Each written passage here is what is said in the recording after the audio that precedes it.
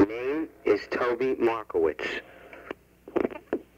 I was born in Kerensky, not far, a small town near Munkac.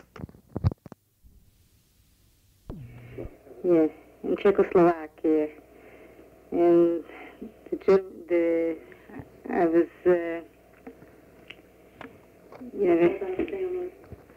Give the year that you were born in. yeah. I was born 1924, and when the Germans occupied that town, I was still at school. Yeah.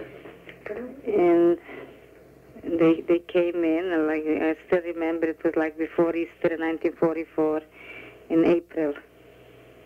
And they took us away to, first we started off with the yellow band, and then they took us away to Munkac in a ghetto. What was the name of the ghetto? The name of the ghetto, it had I forgot the Teglojar, they called it. And we were there we were a family of 6. We were 6 children, a father, a mother, and my grandmother. My grandmother, as soon as they took us away, she had a heart attack. And she died the first day that they brought us into to the ghetto there. We were there for 4 weeks. And What happened to us? we were there 4 weeks, and then they took us away in cattle cars, so the whole family. Not the whole family, because my 2 brothers were in slave labor camps, so we were only 4 in some place in Hungary someplace. And then after they took us to Auschwitz by cattle cars, and we were separated with the mother and father, and I had a little sister. She got sick in the train there, so she had high temperature. So I wanted to carry her. My mother says, "No, you go alone. I'll carry her." So she went with mother, and then the only one who came to my side was my sister. She was about 14 years old. And my father was alive too, and because later on, when I was in Auschwitz, I met a cousin, so he told me that my father was alive someplace. And the rest of the family went away, so we were... Keep going. Stop it. Go ahead.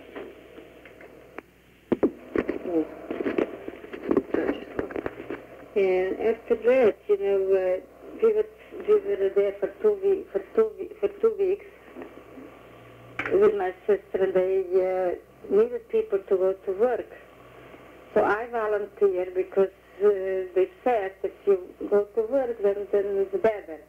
So I volunteered, and my sister.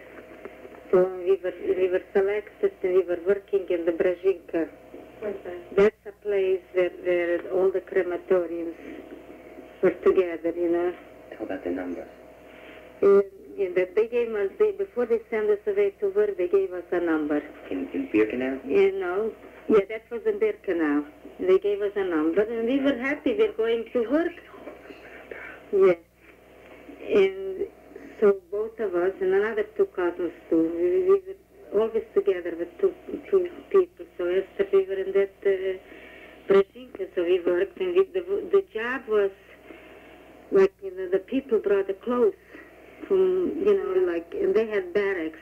In every barrack was a different thing, like dresses. In one barrack was some sheets and linen, and one was leather. In every barrack, it was a lot of barracks. I was doing the dresses there. And one day, we were there from May till December. What year? In 1944. Right. Yeah. So we were working there. My sister got sick, and I got sick, and they took me away there to they called it in the Riviera. And I was there for 2 weeks, 2 or 3 weeks, I don't even remember, with high temperature. What is it, like a hospital? Like a hospital, but they came to select. That's what when he came, that Mengele. This is the first time when I saw him. Did you see Mengele? Yeah, sure I saw him, but I was a high temperature, and I used to pinch my, there was a Hungarian doctor, but a Jewish doctor. So she said, she kept on saying, pinch your cheeks. They should be, red. Yeah. That you shouldn't look too sick, because if I'll be look too sick, then he'll select me too. So, but while I was working in the Brzezinka, so when they took me away to that place, so I was working with the clothes, so I took a bed jacket, when I was in that hospital, that Revere. Yeah. It was a hospital. It was like In Auschwitz? in Auschwitz. So I looked a little bit decent. So I survived. I used to give her, but I took a long toothpaste. I gave it, and then I gave away the bed jacket. So she treated me a little bit better, the doctor. She was nice to me. You didn't have any I had hard labor? Hard labor? There wasn't hard labor. I was sick. What happened to your little sister? They took her away. You never saw her again? No, they took her away with my mother. You never saw your mother and your father again? No. So after one day, my temperature was normal. She says, you go back to work. So they took me in. She says, and I waited the whole day. So luckily, I don't know how I survived, but luckily, one SS man, they told him that he's going to take me back to that Brzezinka, to that work. As I was walking, 2 left shoes they gave me. So I was walking with 2 left shoes. And I see they bring people, like transports. They bring, and I go with them, and he goes with me. And here we go in the crematoriums, and they wanted to take me in. So he said, that German, she's going with me, that I am not with the other people. So that person saved me. So when I came back, that was 4 weeks I was in that when I came back, nobody knew that I'm alive. My sister didn't know. When I came back, she said, you are living like this. So I came back and I worked there again. While we were working there, while they brought transport people, we had it good. We had food to eat, because we had people. The couples treat you bad? As long as we did the work. They did, but then... Who? As long as but there, we worked like 1 week a day and 1 week at night. Right. It was 2 shifts. And when at night, when we worked, it was unbearable. When we were working there, we worked like putting together clothes. Right. Like a dozen dresses in one. Once I came upon my mother's dress that I made. Can you imagine? My God. Yeah. You never told me that. Yeah, a sweater, what I made her. I was holding it for a whole week. I was holding it. I just didn't want to put it in between the other 2 things. So once we were working one night, and they gave us like a resting period for a half hour or an hour, and the clothes were bundled up, bundles and bundles, other clothes, and we went like to rest in the theater. One night, not once, the SS came, they got drunk, and they started breaking the lights. And they attacked the girls, in the place. Oh, Yeah. And Toby and I used to go to the, out, and the fire was burning all around, because this is where we worked, in there. So, came, and then my sister got sick, my cousin got The sick. SS beat Gail. He beat her up. That was later. What That was later. Then in December, they came a report that they need 50 people to take away, to get away. So I volunteered to get out of there. We didn't know where we are going. Right. So we figured we'll go. They picked up 2 my cousins, and we didn't want to separate. So we volunteered, my sister and me. So we went away, and they took us away to another kid. We thought we're gonna go away. So they took us away to another in Auschwitz, B2 something. And we had to wait at the barracks. We had to wait there till the train comes to that place. We were waiting, we waited, and they should take us away to Germany, to a place. For 2 weeks, we didn't have what to eat there. So we went back. Figured I'll go back there to that Brzezinka. There they had their food.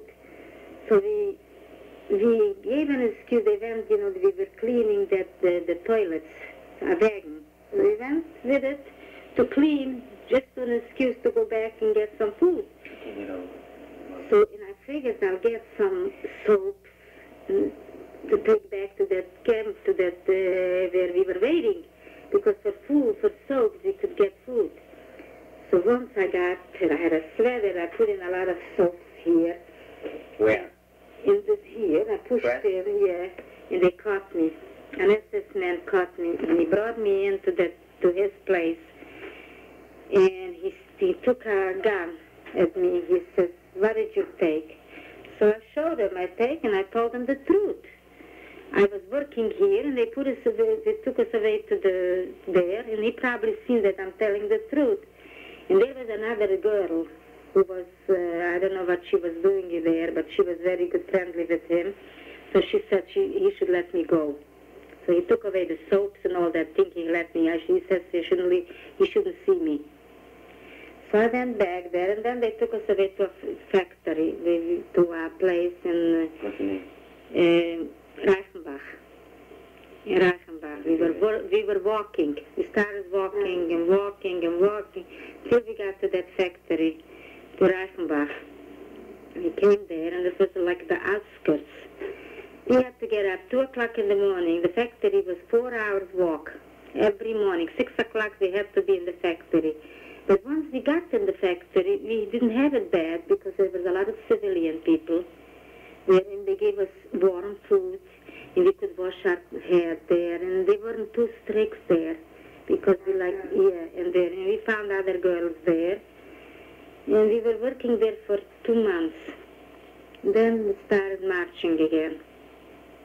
We went to another place. Also, they took us with the trains and walking in trains. Once we came to a place, I don't remember the place, but there was not far from it was a men's camp too. And we seen there already, and they told us to get out of the trains. It's like the cattle trains. Mm-hmm. And they told us to lay down. To lay down. So we lay down, we were hungry, they didn't give us food that time for 2 days. And after we heard the bombs, the Americans probably, we don't know, they started coming, and they told us to go right away, to get up and going back to the trains, and they took us away. Later on we found out they wanted to kill us there, but they didn't have time. Thank God. Yeah. Did most people believe in God? Were they religious? We didn't believe there. I don't think anybody believed anymore there. Anymore? Used to? Anymore, yeah. Because there was things, if I would have to tell you what happened in Auschwitz while we were there, they had an uprising there. In the Brzezinka. That was before the Jewish holidays. We seen, they kept on bringing people one night. The naked people, men, mostly men, and we were working at night. I don't remember, we were in the barracks there, we went to sleep, and they bringing, and the people fell out, and they took them back. And it didn't take long, they come bring another things. We started screaming, we kept on saying, "Where is God, and where is God, this is it." But there was a lady who was not far from my town, she was an older lady, she had daughters there. She kept on, "We shouldn't talk that way, we shouldn't talk that way." That was one thing, and after that, I had a cousin there, and he was working in the Sonderkommando. That's called Commander? Sonderkommando. This is the people who, they burn the people. This is they lived so long, they know that they're not going to live long.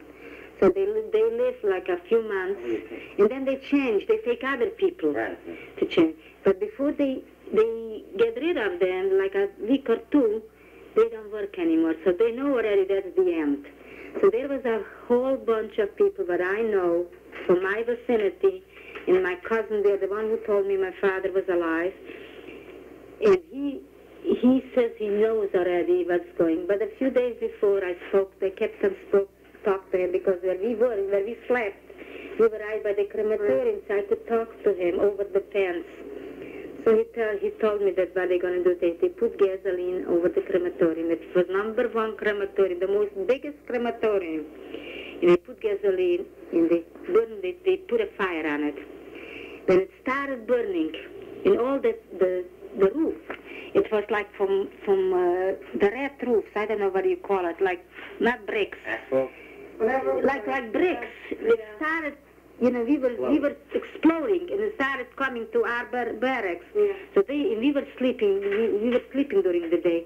So they told us to get out, and they started coming in. They thought that the man came. They escaped. They started searching between us. You know, and none of them. They shot them all. They shot them. Did you know that people were getting burned in the crematorium? We knew because he told us that they're going to make an uprising. Did they get the crematorium burnt down or no? Everything burned down to the ground. What do you know? It burned down to the ground. Later on, before we went on the transport, we were working there. We took it apart. Some man came to help us to take apart. From Auschwitz, they came in. We took apart the crematorium. We found things there, all these things. And it burned down to the ground. This is right like across, like here from me. Yeah, and then they took us to, we went from one place to the other, from one place to the other. Once we came to a place, it's named Porta. I think it's not far from the French borders, because there were a lot of people working, and we worked in an underground, like 72 steps. Like 5 flights underground, a bunker. The whole factory was there. We didn't have no air while we were there. And some of them lived there. Some lived there. We were there for 2 months in that place. But we didn't live, but we used to walk. So that time my sister was already so weak, she couldn't walk no more. She couldn't work. When we came out, she weighed 52 pounds. Yeah. And I had more. I had maybe 75 pounds. So when I was working there, and the people who worked, they didn't have shoes. They wanted to take away the shoes from the people who didn't work. So one day, they wanted to take my sister's shoes, and I told them, whatever they do, don't give your shoes. This is one thing. If they take your shoes, then you're finished. You have no shoes. So she didn't want. They started beating her, so she got like diarrhea in front of me. But she didn't give the shoes. She didn't. And also with that place, it was a new camp. We didn't have what to eat there, so Porta. We didn't have what to eat, so we started stealing, organizing. So whatever they brought in food, everybody ran and started stealing. So I took 2, like, we called it this, not sweet potato, they have like turnips, yeah. I took it and I put it in here in my pants. It had elastic here, so I put it in. And I ran into the barrack, and the SS saw that all of a sudden they had no food. So she came in and she started asking the what do you call this? Not the president. She asked the one who took care of us. In charge. Who took it? The couple. Who took it? She didn't know. While we were standing there, it fell down my 2 things. Did I get it? I thought that I'll never came out alive from there. With a big thing, you know, with a wood stick. She started hitting me. I'm telling you that, so that was that.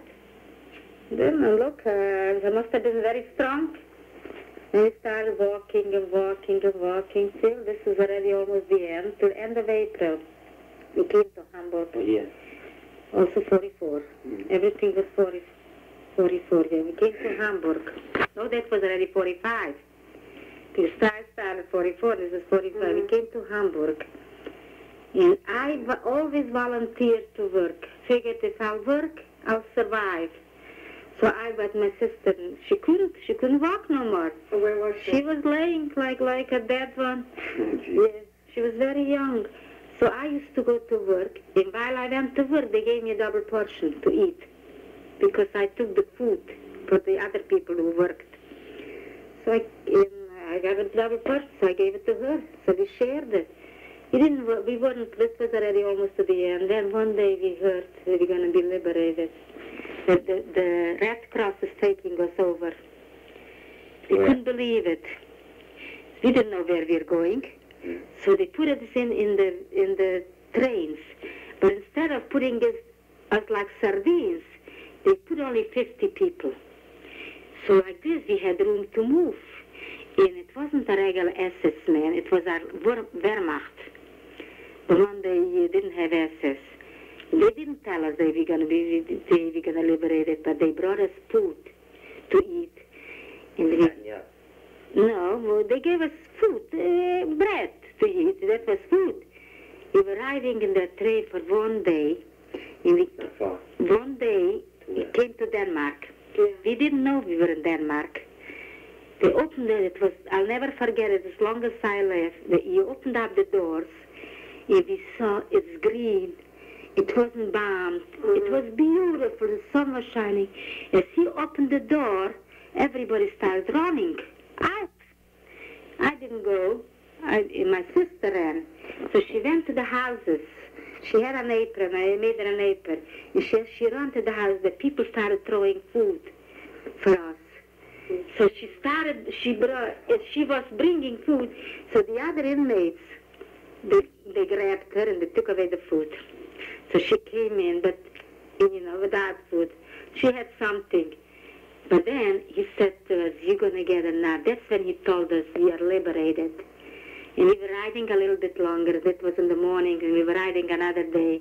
And we came to a town. I don't remember where. I think it was in Copenhagen. Maybe not. I don't remember. In Denmark. And they took us off. They were like angels. They brought, they took like step ladders. We should walk down. They took us down on their hands from the Red Cross. From the Red Cross, nurses.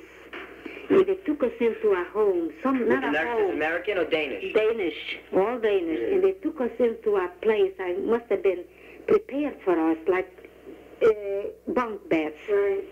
And they gave us food there. It was warm. We couldn't believe it. What was there? The next day they took us back again to the trains.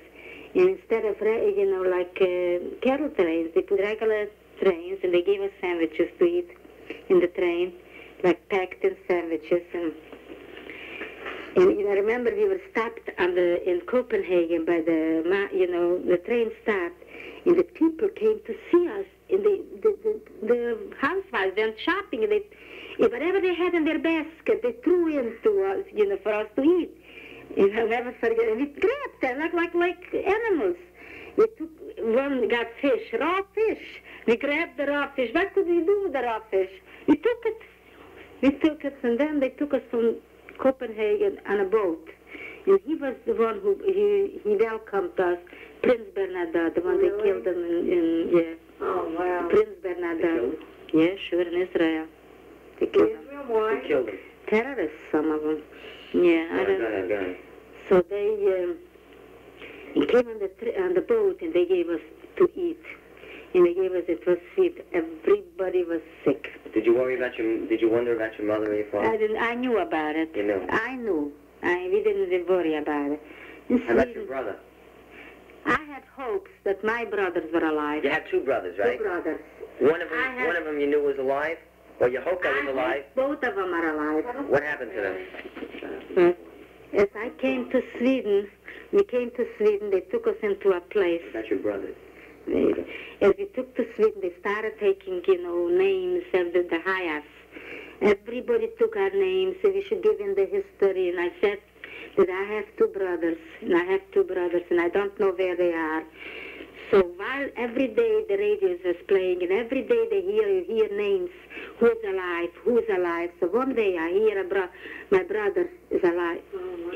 And I thought it was Australia, but it was Austria. I heard his name. So this I knew. But then I had hopes for the other brother. So then I got in touch with this brother. I got a letter from Czechoslovakia that he's alive. Then through him, because they were together, they met each other in concentration camp. He told me that he died after the war already, after the liberation. He was already 2 weeks, and he had the food. They gave him too much food. The Americans liberated them. The brothers, both of them, they were both together, and they were liberated once, and they got a typhus. One pulled through, and the other one died. The younger one died. Yeah, what? You went to Denmark, and then... I'm already in Sweden. In Sweden, we had it good. That's all. That's it. What did you do in Sweden? In Sweden, first I was in a camp there, and then I was tired of camp. I still wanted to work.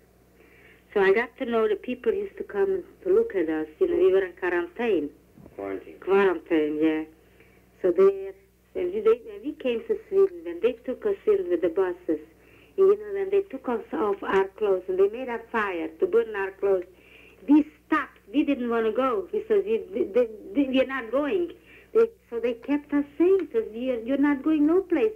This is your clothes. They said, this is what the German told us too. We saw the fire. And they told us, this is nothing. So we didn't want to go. I'll never forget that when they put us in the buses, and they were beautiful buses. We started pinching each other. If it's true, if we are alive, if this is us. We couldn't believe it. This is that we are liberated. And then they took us into bed, you know, and they started put a pile of clothes to get the dresses. You know, we were so not stupid, that like animals, we started putting on 2-3 underwears, 2-3 nightgowns, because we didn't know we were going to get another one. We figured we'll put it on, whatever we'll have, this is going to be ours. But then a few days later, they told us they're going to bathe us again. We have to take off. They didn't say one word. They let us do everything, whatever we wanted to do. They let us, because they knew, you know, where are we going to take the clothes? So they gave us a coat. How you adopted? Wasn't adopted. Well, we better tell them. Then they came, and I got to know a family there in Sweden. A Swedish family. They used to come every day. She used to bring us food. So not that we weren't hungry. We just ate and ate and ate, like because we were starved. We didn't have no limit. And they didn't want to give us too much because a lot of them got sick from too much food. So they used to come, and after I went away to the camp, the one they were sick, my sister, they took away to a hospital, and I was all right there, so they took us away to a camp in a small town. They made parties there, they made us happy there, you know, and I didn't want to stay anymore with girls, so the family said that they're going to bring me to their town. So they had to sign an affidavit, and they brought us over to that town, and then they got me a job. And I worked and I lived with them. Right? No, my sister was first in the hospital. Oh, right. And then after she came out from the hospital, she was very young. She was only 16 years old. So they took her like Italia. Yeah. And they taught them English in like a school. She was very far away from me. So the family where I stayed in Sweden, so they wanted I should be with her for Christmas. So they paid the car fare for her. And she should come, you know, and she'll be for 2 days. They were very nice. And then I heard my uncle through the Hayas and through other cousins came to Sweden. I got in touch with an uncle here, great uncle. First I didn't know about this my uncle. And through this great uncle, I got to know my uncle, and I got a telegram. I'll never forget that. He wrote to me in telegram, stay there, a letter will follow. And he started writing to me. I got letters every week. I got from him letters and money until he took us over to the United States, both of my sister and me, to Cleveland. Took us over. He came to New York, and he was waiting for me here by the boat. That's very something. Yeah, that's why I'll never forget him. What will follow will be the questionnaire presented to Mr. Markowitz, since I ran out of tape on the other side. Mr. Markowitz, can you tell me the date of arrival at the camp at Mauthausen? It was about January 1945. How did you get there? What method of transportation? Transportation was just walking miles from one town to the other, from one city to the other, like cattle we were chasing. Did you arrive alone or with members of your family? No, I was there by myself. What happened to them? My family was, as I understand, parents were taken to Auschwitz with one of my sisters with her family, with children, and one of the brothers was that time in Budapest by himself. Was there a selection when you got to the camp on arrival? I don't remember any selections. Describe the location and the size of the camp, its guard systems, and When was the camp set up, do you know? This I don't know. The camp was set up, it was ready, and all I was interested to have a place where to turn my back and to sleep over. Were the Germans SS or did they belong to other units? I wasn't familiar with units, with ranks. By me, all the Germans looked alike. Do you remember any incidents that could be used to accuse individual Nazis of war crimes? I don't remember any by name. I don't remember by sight. If I wouldn't see him here, I would just kill him, and I wouldn't ask questions what his name was. What was the composition of the inmates' numbers, ages, sex, Jews? The composition of the inmates' numbers. How many, what were they like? The ages, the sex, Jews and non-Jews. Were they? Where did they come from? What was the camp basically made up of? The camp was basically made up from all nationalities. Men? Men, yeah, only men. I didn't see there any Only Jews? No, I see a lot, because after liberation, I remember I was in touch. I had already a little more strength. I saw a lot of Greeks. They went to the German farms and they stole chicken. What did the work consist of? There was no work. I was happy that I could stay alive. I was weak to walk even. There is no work. Position in a state, in a condition where they couldn't take us forward to work. Are there any capos? The good ones, the bad ones? I don't remember any. In Mauthausen, I don't remember anything. I lost my memory completely. How was the food there? And the daily, what did you do? Well, how was the food, firstly? How many meals a day?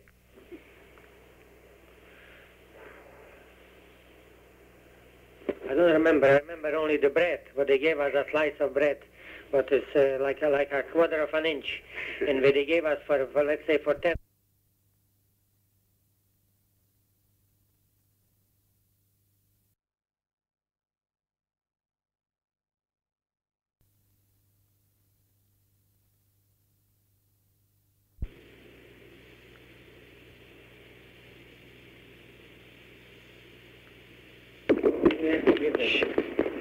My name is Erwin Markowitz.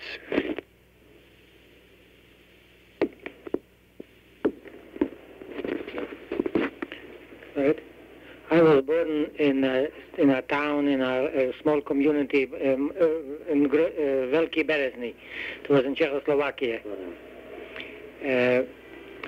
I was after finishing school, commercial academy. I was working in a law office till in 1939, when the Hungarian occupied my territory. I was discharged from my job. Being Jewish, so was the lawyer, deprived of his practice. That I couldn't find a job that year, 1939, and some odd jobs here and there in a bank. Finally, in 1940, I find myself in forced labor by the Hungarians. They took me in forced labor and they fixed me up with a yellow band, an armband. They took me from one city to the other, from one town to the other, working all kind of jobs, various jobs, like unloading trucks, working at the railroads. The food was pretty good in the evening. Supper. In the morning was a hot coffee, black coffee, and a slice of bread. Lunchtime, most of the time they brought up with horse and wagon. They brought up hot lunches. What kind of work is it? What kind of work? All kind. Many times I was working in bunkers near the borders, making roads, airplanes, and airports.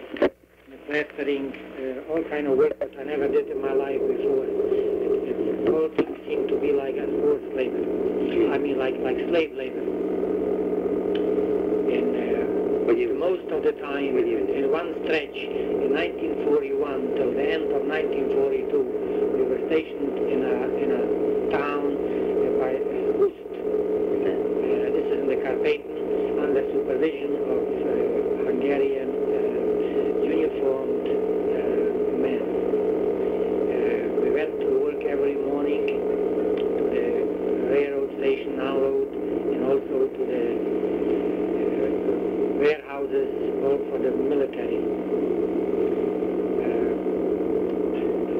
The orders were very bad. We were living in a barrack that used to be a lumber yard. There was no windows, and most of the time, and at night when we went to sleep, in the morning the shoes were frozen completely hard like rocks. We couldn't even put them on. In the morning, again, the same routine every day, 5 days a week. The 6th day was in cleaning, in doing work around the barrack. Sunday was off.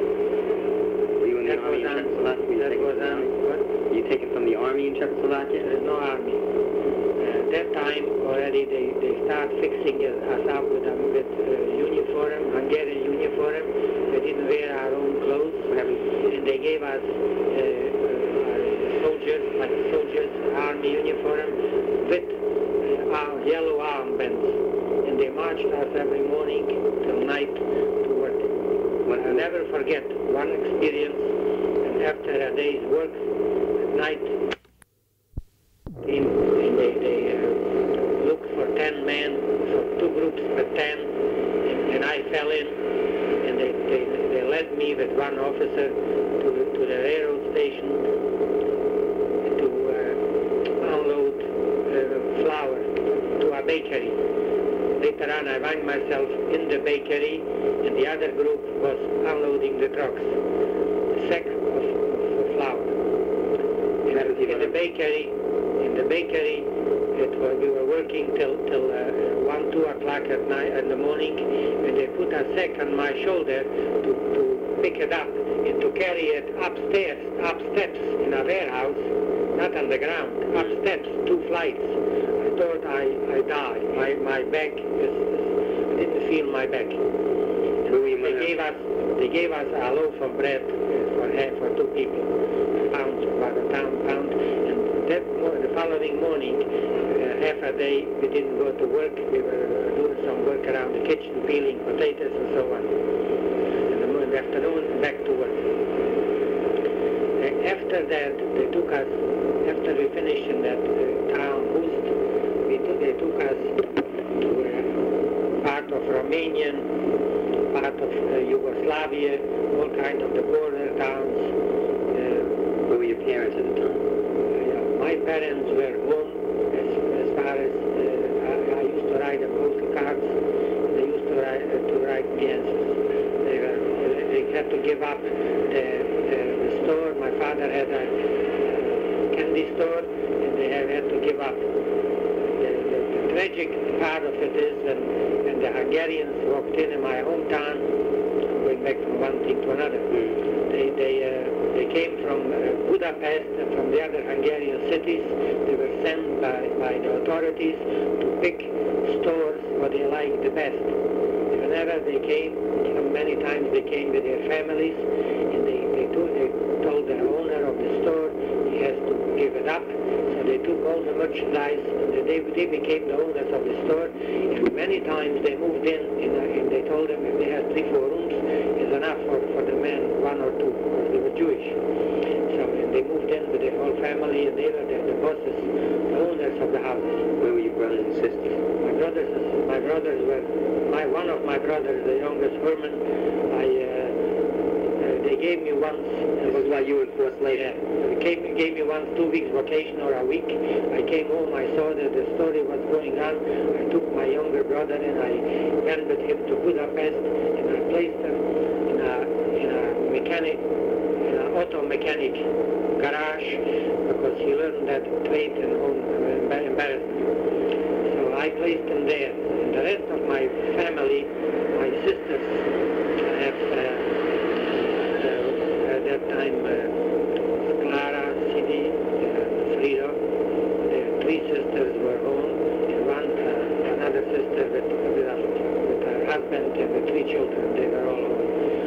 my brothers, Lucy and my sister Helen, managed before the war to get to the United States. And they are still here. They are still living here. My sister lives in Washington, D.C. at the moment, Silver Spring. And the brother lives here. Later on, after he got to the United States, he took out his wife and with 2 children too. So he managed to escape in time. Let's go back to the forced labor. We went from one city to the other many times. I was staying 2-3 months in one place and all kind of forced labor. At the end, I used to write home. In 1944, as I heard that when I got postal cards that my family was taking away in a ghetto, which is embarrassment. In my hometown there was a ghetto. First they assembled all the Jews in our shul, and what I heard, a very bad experience, when they took my family with my father and my mother to the shul. Before they took him, my mother had a big chain, golden chain on her neck with a watch, golden watch, besides other jewelry she owned. Maybe that has it from her parents or whatever. So when they took him to the shul, and they were searching, they were hiding it. They were hiding it in a jar of jam. And they were searching in the shul, and they found, they pulled out the chain. They smacked my father with his chain on the face, and my sisters, when they noticed it, they thought they hit him, and the blood was coming from his face. It was a terrible scene. These were the Hungarians or the Nazis? It was all the Hungarians. I didn't get in touch with the Nazis at all. Till in just about in 1944, I found out I got a postal card from my sister. She was writing for my mother. I still have that postal card. They take us, we don't know where again. We hope to pray to God that we survive. And we say goodbye to you. This is a love, mother. This is a signature, and love, father. I got this postal card while I was in forced labor. In the end of 1944, you were in forced labor for 4 years? 1944, as the Germans start approaching, the Russians start pressing the borders on the Germans, maybe the Americans too, I don't know, the bombing and so on.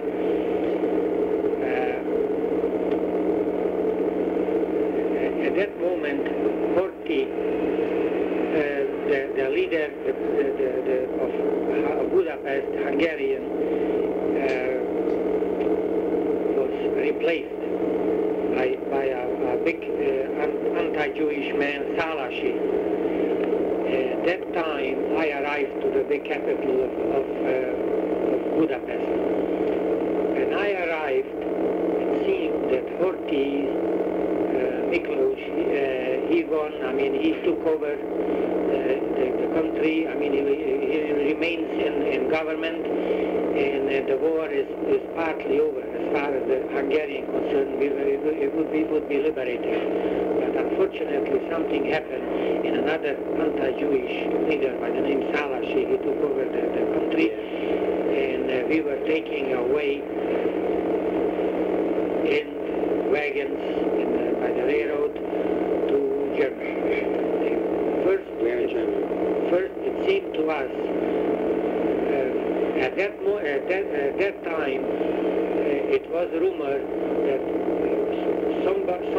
some people could be deferred from going away. If they could stay, they would be under the protection of the Pope or Swiss authorities.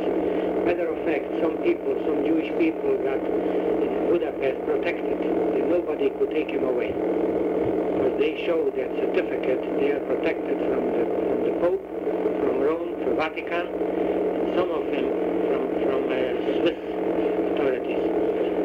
My younger brother, I met him in Budapest. Even when I placed him years back, feeling where I could find them, and I came to see him, and he got me that protection, that slip, authority from the Vatican. I was the impression that I would be saved. I wouldn't have to go taken away, because rumors were that all the Jews in the forced labor are taken to Germany. But those papers were so much fortified, false. People got them so much that the authorities didn't believe them anymore, and they had no value anymore. So whoever they could pull down, could grab, whoever went to that Swiss consul for a paper was grabbed by the Germans, by the Hungarians, and they were taken into custody. After piling up the people there to be transferred to Germany, I was different, and I was taken into a wagon. I don't know, there was no standing room, and there was no food given, and no water. It was, I don't know how many days, it was a few days. One thing I remember, people were screaming and starving. There was no children with us, because they all were labor force. Between the labor force were young, people too. After riding a few days, some people fainted, and there was no air, and they stopped.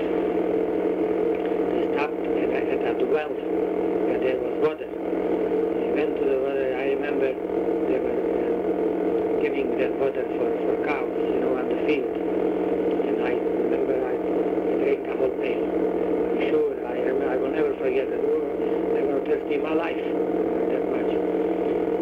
After, while coming off the wagons, there were raids, American planes, and we weren't afraid. We were praying to God that American bomb will fall off us and we will be destroyed by Americans instead of by the Germans. We went back in the wagon, we were in the cars, we didn't care. We bombed or not. And after traveling another day maybe or so, we were discharged and we were led to a camp. I don't remember. Also, wherever there was on a farm, there was in Germany. A farm, and every day we were taking work, forced labor. The one they couldn't work, they stayed behind. They put them in a separate camp. They asked them first if they'd be able to walk a few miles, 10, many miles. They said no, but there were elderly people out with us too, was living.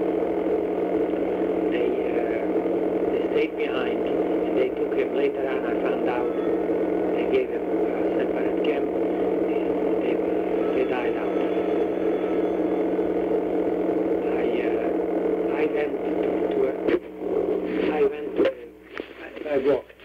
I walked. I said I could walk, so I was with the other group. The other group was a working group, and we went to work every day. That was on day after day.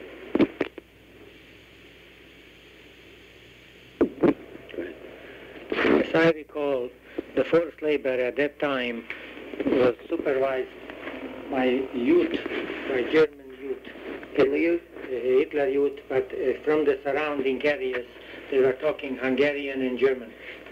I remember one side, a very bad experience, when a boy, being very hungry, in the backyard, there was a pile of, like, potatoes, and he went for that stuff was prepared for cattle. And he went to take one or two, and one of the youth, the German youth, being equipped with rifles, like the Tommy youth, 1820, he was aiming at the boy and just hit him, and he tumbled over, and he was finished dead. A very bad experience. I also remember when some of the boys went out at night to surrounding villages for bread. Maybe they had a few dollars, a few currency some currency with them, or some jewelry on the hand, and they wanted to exchange it for a loaf of bread. So they went in the surrounding villages, and they were caught. The German, the people, the inhabitants, they reported them, and they were led. They called up the camp, from the camp, the few supervisors, and they went after them, and they took him. They brought him to the camp, and in the morning, early in the morning, they took 2-3 boys from our group, and they went out in the field, and they digged graves, the boys with shovels, and they dig graves, and they buried them. They shot them on the spot, and they buried them. On a different occasion, one boy ran away by himself, and he got himself bread from a farmer, whomever it was there, and he brought it. While coming in the quarters, he was caught, and they locked him up at night, like in a garage.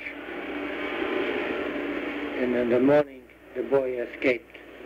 Somehow he's supposed to be killed, shot, and he managed to escape. And the boy escaped to the man that he got the bread from, the German. And he told the German that he will report him if he wouldn't hide him.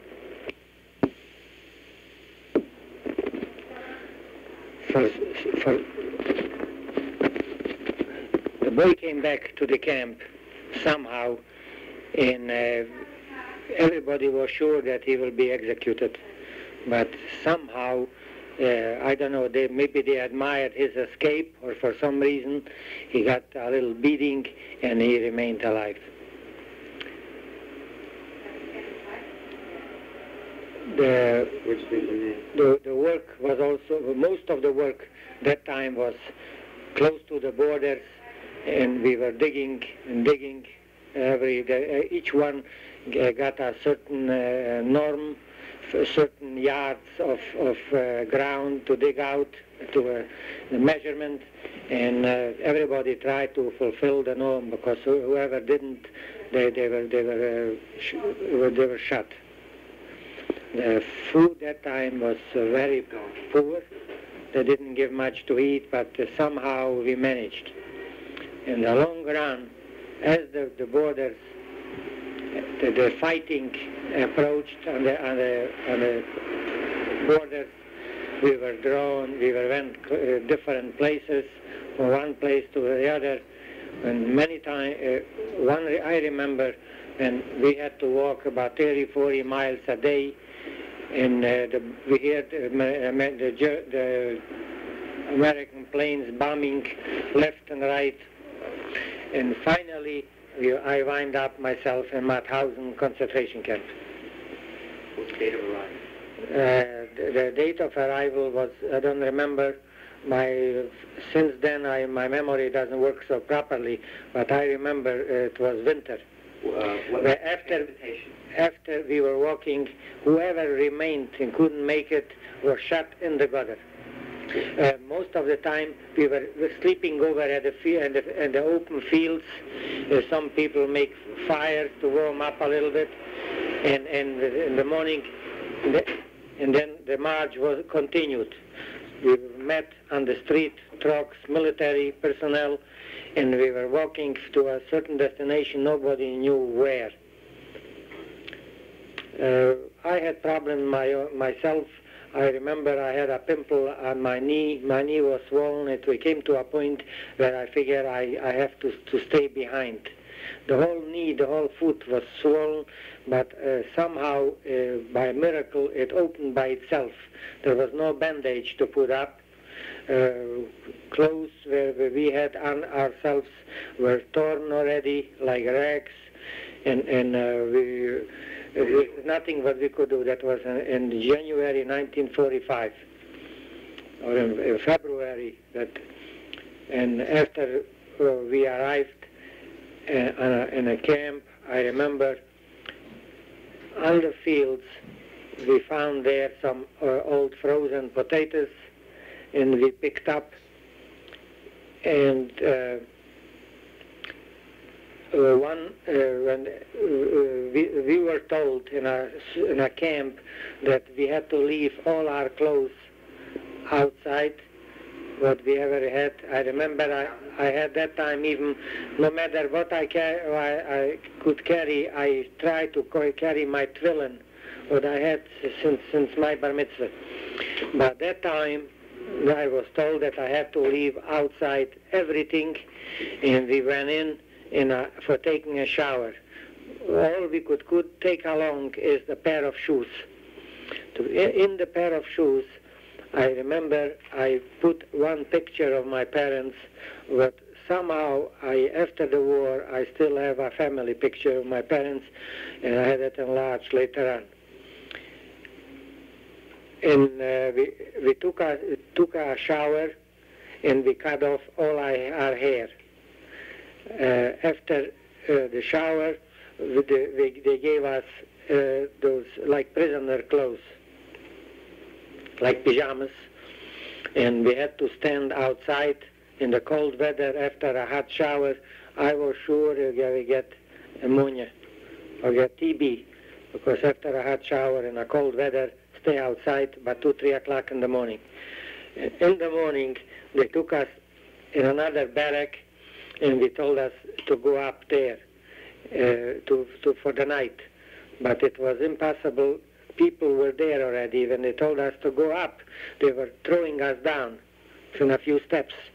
And downstairs we were hit by the commandos, by the people that took charge on us, the capos.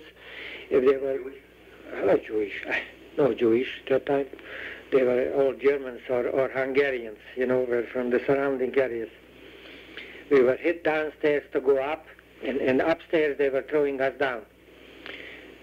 Later on, we start marching again, and we're marching, and I wind up in Mauthausen, where that scenery was terrible. All around us were corpses laying in the gutters, and on the streets and the sidewalks. I don't know how many barracks were there. There were all kind of nationalities. I remember also one thing, that we were laying in the barracks, what could hold 20, 15 people. We had there 40, 50 laying on the side only. And everything was swollen already. The shoes we were wearing they changed us. The shoes, they gave us wooden shoes, like sandals, wooden shoes. They didn't take me to work. I don't know if they took somebody else, but didn't take us to work. We were like starving out. The food was terrible. One day, I remember, they told us to go outside, and like we're ready for a march. Where to march, we didn't know, because there were about 10, 15 abreast, and it seems to be like 1,000 people, thousands and thousands of people are going to march away from that camp. Somehow, I noticed for the people they were passing the gate to go out that camp, they were hit on the head, but they were giving a loaf of bread. But when it came to my group, I was left behind. I wasn't taken away. I didn't pass that gate, and they told us to go back. While going back, they took us on a boat. In the boat were hundreds of people already sitting, and they were taking on the boat. We didn't know for what purpose. We were sure they will throw us in the river, or whatever it is, a lake, whatever it is. We were full of lice, were climbing over us, but nothing what could be done.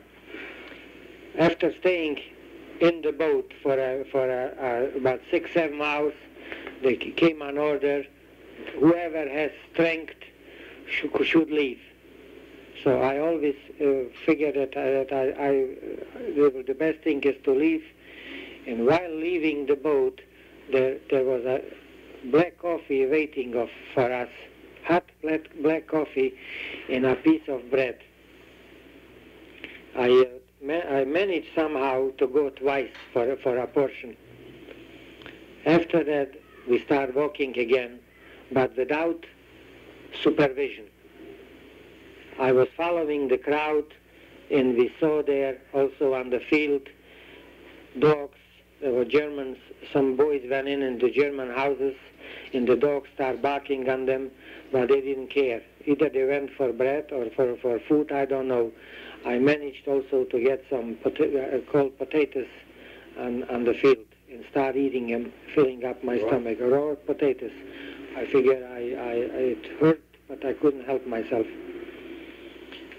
And while staying in that camp, also a few weeks or days, I don't remember dates, I have no idea how long that was, I heard that we were liberated by the United States Army, and we were liberated around May the 2nd or May the 3rd, around that beginning of the month.